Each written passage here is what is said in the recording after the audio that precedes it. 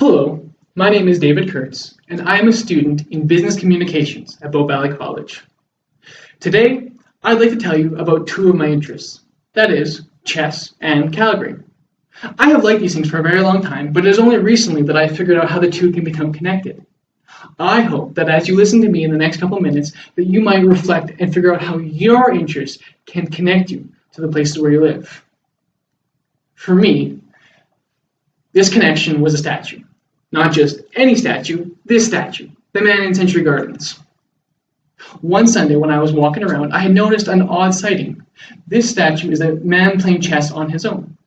Typically, chess is reserved for two people, and so I went over to take a look. When I got there, I noticed that 4 pieces were missing, either by vandalism or by some other means. You might not be able to notice them, but E1, A1, and A2 are all missing. The chess opponent who I'm facing is also clasping at something that is no longer there. This led me to believe that at one point, this statue was composed of 4 pieces that are no longer there. Upon further investigation, I realized that the title of this work is The Winner, which made me think that maybe this piece is about a checkmate. And I believe if I can figure out what the missing pieces were and how they were configured, that maybe I could reverse engineer all this to figure out what the original composition pieces were. So I took this picture, I brought it home, and for the next couple of days, I began looking at all the different configurations of both pieces. And it would seem that no matter all the pieces that I put, I couldn't figure out where anything went. It led me to believe that maybe there wasn't a logical chess solution. But there must have been some chess solution because these pieces existed at one point. And why did they exist where they existed? This brought me to the library. And I did a little bit of reading, and there isn't much on local statues in your city, but I did find this one thing. And it says that the winner is the person who has become the opponent. Now what that means is the winner, the title of this work, belongs to the person who is sitting across from the statue.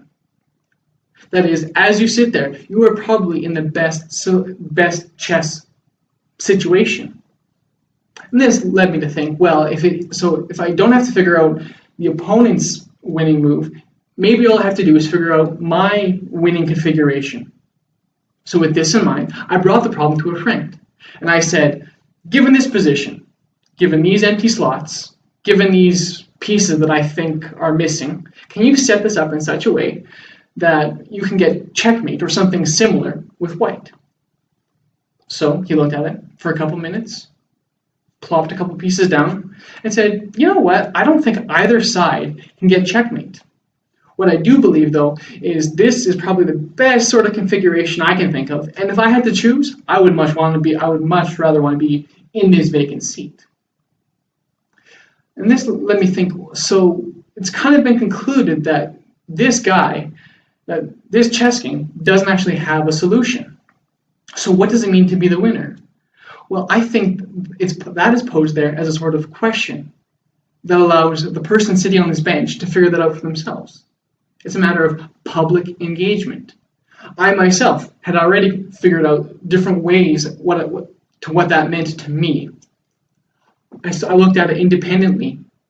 I sort of wrestled with it on my own to figure out what this meant to be the winner.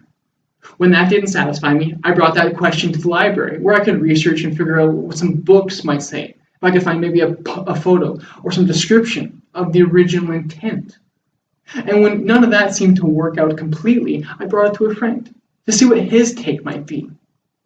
All in all, what I realized was that this was a matter of I was engaged with the piece, so much so that I can now present this in front of you.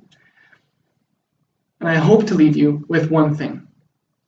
The next time that you go for a walk and you find a piece of public art, though you might find it there by accident, realize that it wasn't left there by accident.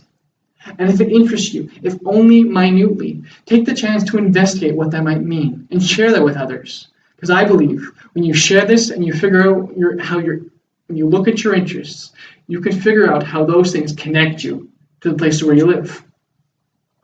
Thank you.